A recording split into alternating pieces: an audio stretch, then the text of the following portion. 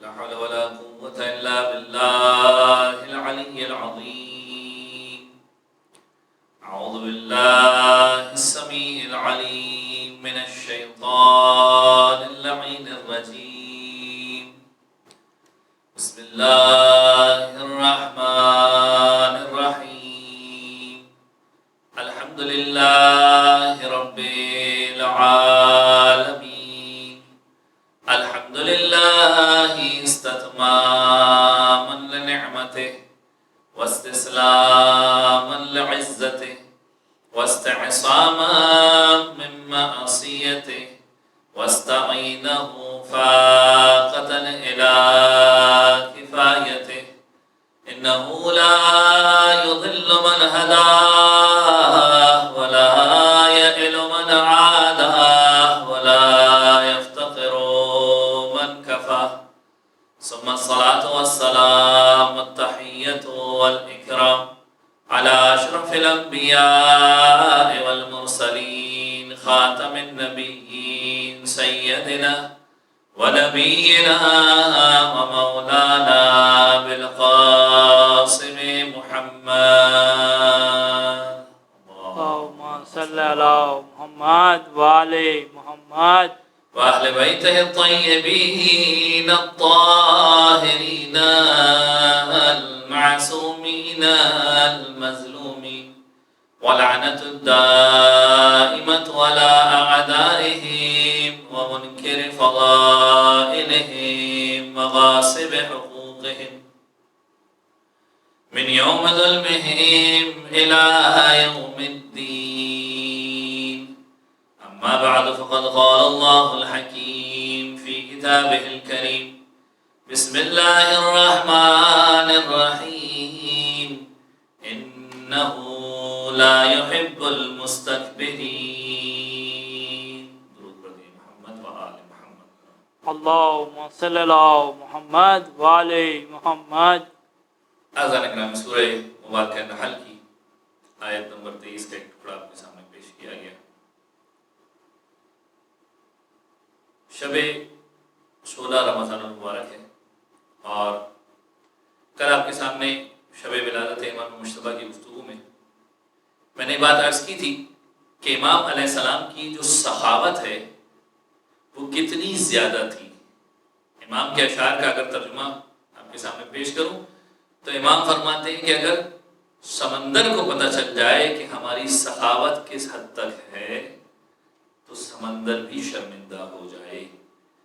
یعنی یہ وہ ہستیاں ہیں دینے والی کہ جو حد سے زیادہ دے دیا کرتی ہیں اور ان کی یہاں دینے میں کوئی کمی نہیں ہے. سوال یہ ہے کہ انسان ان کے در سے توسل کیسے اختیار کرتا ہے. اور انہی ہستیوں نے انسان کو ٹرین کیا، تربیت دی کہ کس انداز میں اور کس وقت مانگنا ہے. ہر وقت انسان کو ہاتھ نہیں پھیلانا. یہاں تک امام حسن کی سخاوت کے بارے میں جملے ملتے ہیں. دیکھیں دنیا کے اندر کئی طرح کے لوگ ہوتے ہیں. امام علیہ السلام کا جب دور تھا تو کچھ لوگ ایسے بھی تھے کہ جب کوئی مانگنے آتا تھا تو خود تو کچھ نہیں دیتے تھے، امام کی طرف بھیج دیا کرتے تھے. وہ جانتے تھے کہ اگر کسی کو کچھ ملنے والا ہے تو اسی در سے ملنے والا ہے اور کہیں سے نہیں ملنے والا. اسی طرح رسول اللہ کے دور کے ایک فرد کے بارے میں تاریخ نے لکھا کہ وہ مسجد نبوی کے پاس بیٹھے ہوئے تھے. جب مانگنے والا آیا، مانگنے والے نے سوال کیا اور سوال بہت بڑا تھا. انہوں نے جیب سے 5 درہم نکال کر دے دیے. اب 5 درہم کی اگر بات کی جائے تو 5 درہم کچھ بھی نہیں. بڑا اگر سوال ہو تو 5 درہم کچھ بھی نہیں.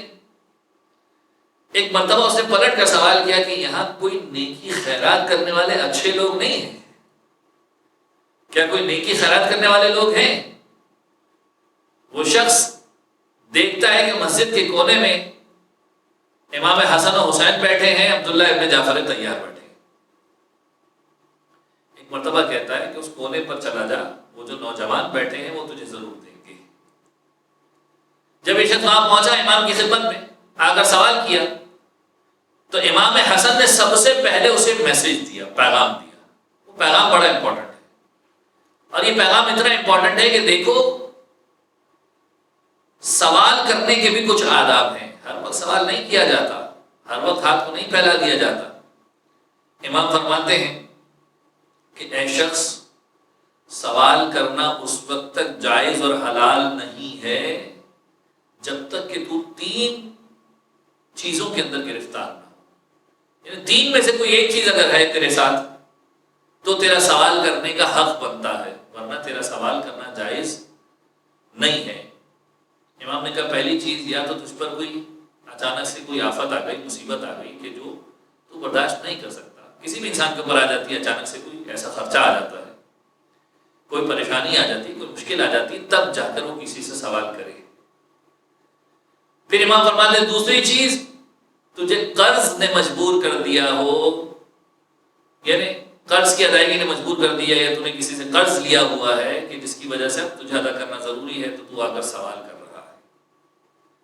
یا پھر تیسری چیز یہ ہے کہ تجھے غربت اور مفلسی نے اتنا گرا دیا ہے کہ اب تیرے پاس کچھ نہیں بچا کہ تو اپنی عزت و آبرو کو داؤ پر لگا کر آ کر سوال کر رہا ہے. دیکھیں یہ 3 کیفیتیں ہیں، یا کوئی آفت آ گئی، یا پھر قرض نے مجبور کر دیا، یہ اتنی فقیری اور اتنی مفلسی دیکھ لی کہ اب انسان اپنی عزت کو اٹھا کر لوگوں کے سامنے پیش کر کے سوال کر رہا، بغیر کسی وجہ کے سوال نہ کیا جائے. یہ 3 ریزن اگر ہو تو سوال کرنا جائز بنتا ہے. یہ شخص کہنے لگا مولا ان 3 ریزن میں سے ایک ریزن میرے پاس موجود ہے. آپ امام کی سخاوت دیکھیے، ایک مرتبہ دیکھ لیا، پیغام دے دیا، سمجھا دیا. امام علیہ السلام نے 50 دینار دیے. پھر کہا امام حسین کے پاس جاؤ. امام حسین نے 49 دینار دیے. یعنی امام حسن 50 دینار دے کے بیچتے ہیں، امام حسین 49 دینار دیتے ہیں، اور پھر کہتے ہیں عبداللہ ابن جعفر طیار کے پاس جاؤ. اور عبداللہ ابن جعفر طیار کے پاس جاتے ہیں تو وہ 48 دینار دیتے ہیں، یعنی 50، 49 اور 48. اور پھر کہتے ہیں کہ اب تو اپنی ضرورت کو پورا کر سکتا ہے. ایک مرتبہ 150 دینار یعنی سونے کے سکے، درہم چاندی کے سکوں کو کہتے ہیں، دینار سونے کے سکوں کو کہتے ہیں. ایک مرتبہ وہ لے کر واپس آتا ہے تو وہی شخص کہ جس نے بھیجا تھا وہ کہتا ہے کہ تیری ضرورت پوری ہو گئی. کہنے لگا ضرورت بھی پوری ہو گئی اور علم بھی مل گیا، مجھے بتا بھی دیا کہ کب سوال کرنا ہے. تو ایک مرتبہ وہ شخص کہتا ہے کہ کیوں نہ علم ملتا تجھے، علم تو ملنا ہی تھا. یہ وہ ہستی ہیں جو دودھ کے ساتھ علم پی کر بڑی ہوئی ہیں، جو رسول اللہ کی زبان چوس کر بڑی ہوئی ہیں. یہ وہ ہستیاں ہیں کہ جو خیر و حکمت سے بھرے ہوئے ہیں. تو اگر ان کے پاس کوئی جائے گا تو خیر و حکمت بھی لے کر آئے گا اور علوم بھی سیکھ کر آئے گا. تو حضرات گرامی اس انداز میں امام علیہ السلام نے لوگوں کو سکھایا. اتنی سخاوت کے باوجود کسی مقام پر امام کے دماغ میں تکبر نہیں تھا. آج اگر ہم لوگوں کو دیکھتے ہیں کہ کوئی زیادہ دینے والا بن جاتا ہے تو کبھی کبھار یہ سر آسمانوں پر پہنچ جاتا ہے. ہم اپنے اعتبار سے اگر بات کریں تو اتنا آسمانوں پر پہنچ جاتا ہے کہ کسی چھوٹے آدمی کے ساتھ بیٹھنا توہین سمجھتا ہے کہ میں تو ان پہ خراب دینے والا ہوں، ان کے ساتھ کہاں سے بیٹھ جاؤں. امام علیہ السلام عرب کے لوگوں کو دسترخوان کھانا کھلا رہے ہیں، عرب کے لوگوں کو مال بانٹ رہے ہیں، لیکن اگر کسی مقام سے سواری سے گزرتے ہیں اور فقیر امام کو بلاتے ہیں، امام سواری سے اترتے ہیں، فقیروں کے ساتھ بیٹھ جاتے ہیں. فقیروں کے ساتھ بیٹھتے ہیں، لوگ آ کر کہتے ہیں مولا یہ آپ کے اسٹیٹس کے خلاف ہے، یہ آپ کی شان کے خلاف ہے. اور امام فرماتے ہیں انہو لا یحب المستکبرین، میرا پروردگار تکبر کرنے والوں کو پسند نہیں کرتا. ان کے ساتھ بیٹھتے ہیں، ان کی غذا میں شریک ہوتے ہیں، برکت حسن سے ان کی غذا کے اندر کشادگی ہو جایا کرتی ہے. اور پھر اس کے بعد امام انہیں خود دعوت دے کر بلاتے ہیں کہ میں نے اب تمہارے گھر پہ کھایا، اب تم میرے پاس آ کر کھاؤ. یعنی نیکی کرنے کا طریقہ یہ نہیں ہے کہ کسی کو فقط بلایا جائے، کسی کے پاس جا کر بھی نیکی کی جا سکتی ہے، اور اس طریقے سے بھی دیا جا سکتا ہے کہ سامنے والے کی عزت و آبرو بھی محفوظ رہے. امام علیہ السلام اس انداز میں سخاوت کر رہے ہیں. جہاں سخاوت کمال پر ہے وہیں پر اخلاق بھی کمال پر ہے. میں نے ابھی خدمت میں عرض کیا کہ امام قرآن کی آیت پڑھتے انہ لا یحب المستکبرین، کہ پروردگار عالم تکبر کرنے والوں کو پسند نہیں کرتا. اور واقعا اخلاق اہل بیت کو اگر دیکھیں تو ہر معاملے کی کیفیت ہمیں نظر آئے گی. لوگ آ کر امام کے ساتھ گستاخیاں کر رہے ہیں، امام کے ساتھ بدتمیزی کر رہے ہیں، اور امام کیسے جواب دے رہے ہیں. شام سے ایک شخص آتا ہے. اب دیکھیں شامی لوگوں کی کیفیت ایک عجیب کیفیت ہے. ان کی تربیت مخصوص انداز میں ہوئی، تربیت بغض اہل بیت کے ساتھ ہوئی. بچہ پیدا ہوتا ہے، اسے اہل بیت کے بارے میں وہ باتیں بتائی جاتی ہیں جو حقیقت نہیں رکھتی. یہی وجہ ہے کہ لوگوں کے ذہنوں میں یہ سوال تھا کہ علی ابن ابی طالب جب اس دنیا سے گزرے تو ان کا مسجد میں کیا کام تھا، کیونکہ ان کے ذہنوں میں یہ بات ڈالی گئی تھی کہ علی اور مسجد کا کوئی تعلق نہیں ہے. یہ شام کے دور کی اس وقت کی کیفیت تھی جو امیر شام نے پورا پروپیگیشن کیا تھا. شام سے شخص آیا امام کی خدمت میں، آ کر امام کو بہت برا بھلا کہا، گالیاں دی، بددعائیں دی. امام علیہ السلام کا اخلاق دیکھیے کہ جب اس نے ساری کی ساری باتیں ختم کر دی. میرا اور آپ جیسا شخص ہوتا تو سبق سکھا کر شاید بھیج دیتا، کہتا کہ یہ جرت کیسے کی. شاید کوئی کلیریفیکیشن بھی نہیں مانگتا، غصے کے مارے اگر بہت اچھا ہوتا تو غصے کے مارے ایک راستہ پکڑ کے چلا جاتا، کچھ نہ کہتا. یہ شرافت کی بات کر رہا ہوں. شریف نہیں ہوتا تو وہی سبق سکھا دیتا. امام علیہ السلام کا اخلاق، برداشت، حلم و بردباری کی کیفیت دیکھیے کہ جب وہ اپنی بات کو ختم کر دیتا ہے تو امام علیہ السلام کہتے ہیں کہ شاید تو شہر میں نیا آیا ہے، تجھے کوئی کنفیوژن ہو گیا ہے، تو کسی مس انڈرسٹینڈنگ کا شکار ہو گیا ہے. پھر امام اسے کہتے ہیں کہ اگر تو ناراض ہے تو میں تجھے راضی کرنے کے لیے تیار ہوں، کیا ناراضگی ہو وہ بتا دے. اگر تیری کوئی ضرورت ہے تو مجھے ضرورت بتا دے، وہ ضرورت پوری کر دیتا ہوں. اگر تو بھٹک گیا ہے تو میں تجھے راستے کی ہدایت کر دیتا ہوں. اگر تیرے پاس کوئی وزن ہے جس نے تجھے تھکا دیا ہے تو تیرا وزن میں اٹھانے کو تیار ہوں. اگر تو بھوکا ہے، بھوک کی وجہ سے پریشان ہو رہا ہے تو میں تجھے کھانا کھلانے کو تیار ہوں، میرا دسترخوان ہے. پھر فرماتے ہیں اگر تیرے پاس لباس کی کوئی کمی ہے تو میں تجھے لباس دینے کو تیار ہوں. اگر تو کسی قسم کا محتاج ہے، پریشان ہو چکا ہے تو میں تیری محتاجی دور کرنے کو تیار ہوں. اگر تجھے شہر سے نکال دیا گیا ہے تو اپنے شہر میں پناہ دینے کو تیار ہوں. اتنی ساری باتیں امام اس کے ساتھ کر رہے ہیں جو آ کر گالی دے رہا.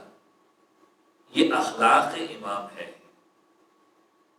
امام علیہ السلام کا اخلاق ہے، یہ بلندی اخلاق ہے. اس کے بعد امام فرماتے ہیں کہ کیا ہی اچھا ہو کہ تو کچھ دن میرا مہمان بن کے میرے گھر پر رہے. میں کہوں گا مولا بد زبان آدمی ہے، بد دعائیں دے رہا تھا، گالیاں دے رہا تھا، لیکن امام جانتے ہیں کہ اس اخلاق کی تاثیر کیا ہونے والی ہے، اس کا اثر کیا نکلنے والا ہے. کچھ دیر گزرتی ہے، وہ کہتا ہے کہ جب میں آیا تھا تو آپ سے برا آدمی کوئی نہیں تھا، اور اب جب آپ کے ساتھ تھوڑی دیر بیٹھا ہوں تو آپ سے بہترین مخلوق میں نے دنیا کے اندر نہیں دیکھی.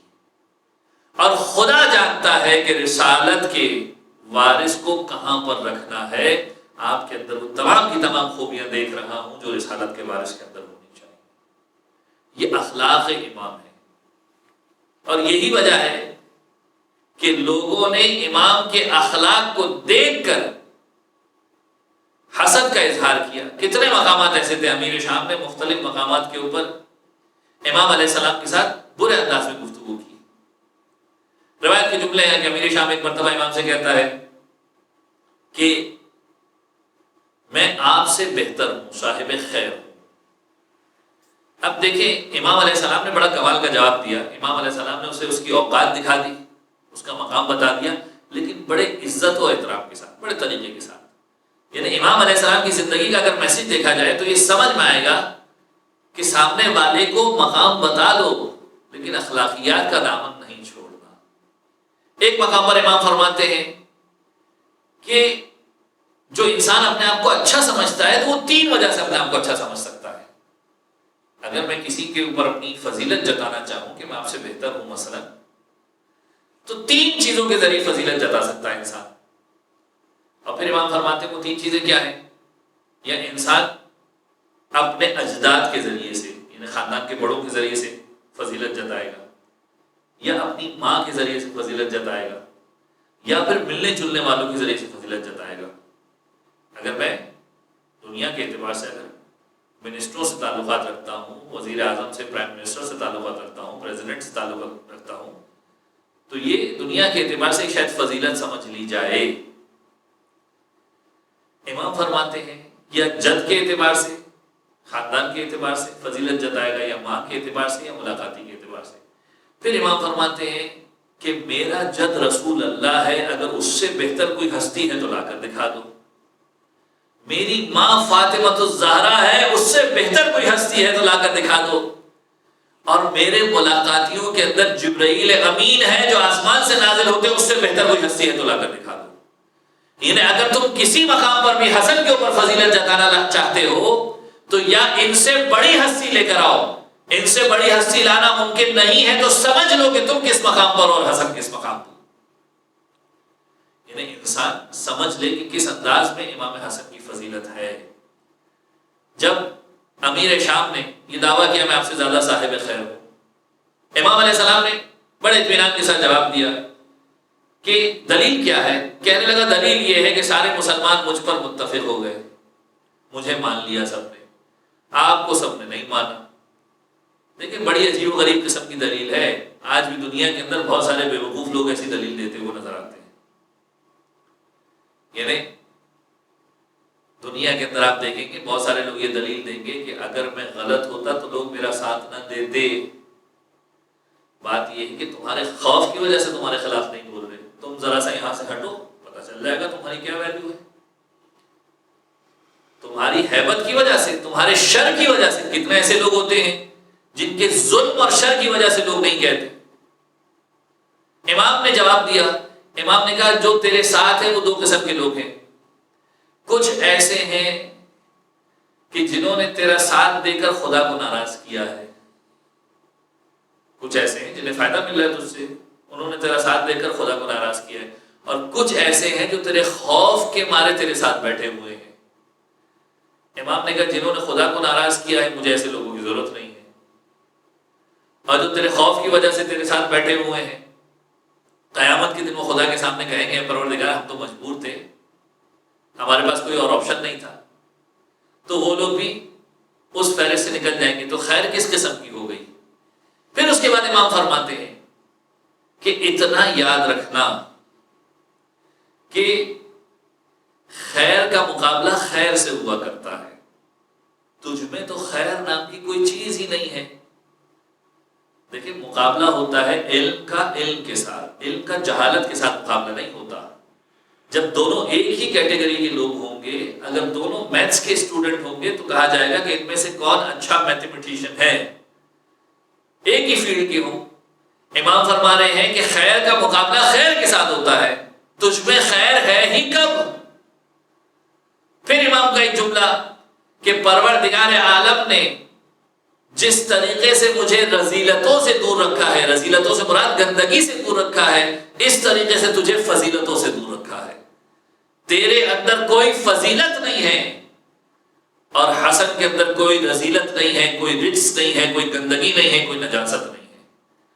لہذا مقابلے کی تو بات ہی نہیں ہے. مقابلہ اس وقت ہوا کرتا ہے جب دونوں ایک مقام کے اوپر موجود ہوتے ہیں، پھر خیر کی بات ہوا کرتی ہے. اس انداز میں امام علیہ السلام پیغام دے رہے ہیں کہ دیکھو ہمارے مقام کو سمجھنے کی کوشش کرو. کئی سارے مقام پر امام علیہ السلام نے اور باتوں کو بھی بیان کیا.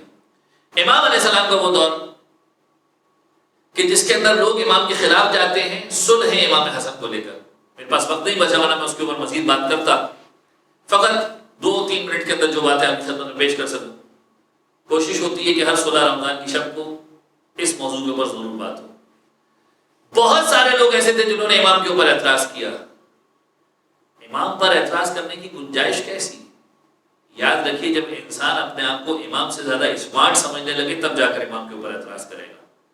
ورنہ ہمارا کام صرف امام کو فالو کرنا ہے، امام کے کام پر انگلی اٹھانا نہیں ہے. کتنے ایسے لوگ تھے نعوذ باللہ جو آ کر امام کو کہتے تھے کہ نعوذ باللہ آپ نے مومنین کو رسوا کر دیا.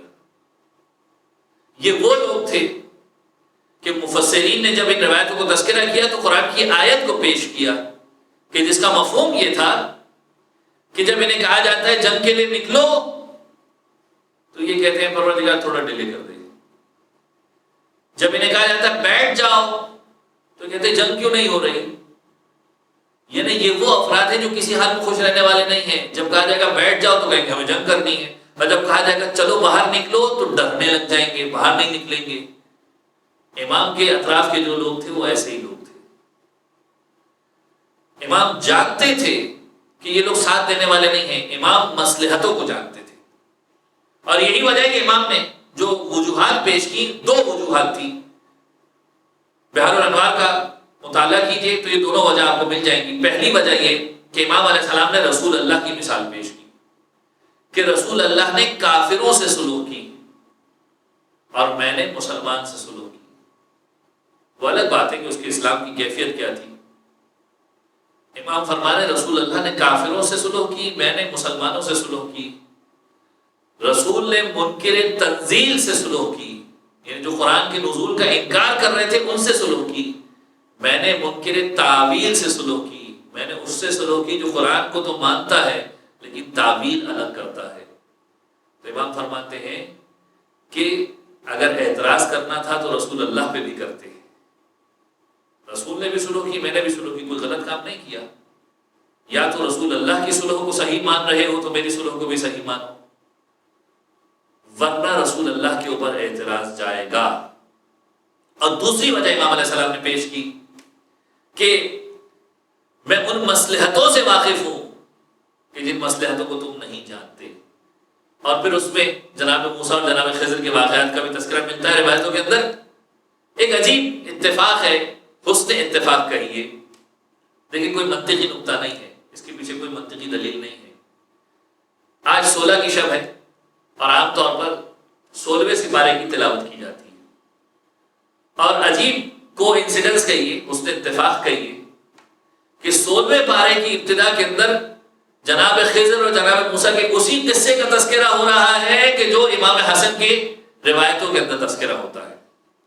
یعنی شاید میں اپنے طور پر ایک بات پیش کروں، نہ کوئی علمی دلیل ہے اس کے اوپر، نہ کوئی منطقی دلیل ہے.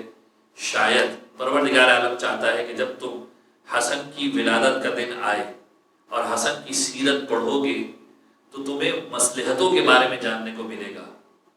اور 15 رمضان کا دن جب آئے گا، 16ویں سپارے کی تلاوت کرو گے تو ان مصلحتوں کو قرآن میں پڑھو گے، تب تمہیں سمجھ میں آئے گا کہ کچھ مصلحتیں ایسی تھیں کہ جسے نبی موسیٰ بھی نہیں جانتے تھے. تو جب نبی خدا کسی مصلحت کو نہیں جانتے تھے تو ایک عام انسان مصلحتوں سے کیسے واقف ہو سکتا ہے کہ جو امام جانتا ہے. لہذا اعتراض کی گنجائش کسی مقام پر نہیں ہونی چاہیے، اور انسان ہر مقام پر امام کی باتوں کے، امام کی حدیث کے تابع ہو کر چلے. کسی مقام پر بھی امام کی مخالفت نہ کرے، یہ سمجھ لے کہ وہ ان چیزوں سے ناواقف ہے جو امام جانتے ہیں. پروردگار عالم سے دعا ہے بار الہ تجھے واسطہ محمد وآل محمد، ہمیں سیرت امام حسن مجتبیٰ پر چلنے کی توفیق عطا فرما. ہمارے تمام گناہ کبیر اور صغیرہ کی مغفرت فرما. زمانے کے امام کے ظہور میں تعجیل فرما.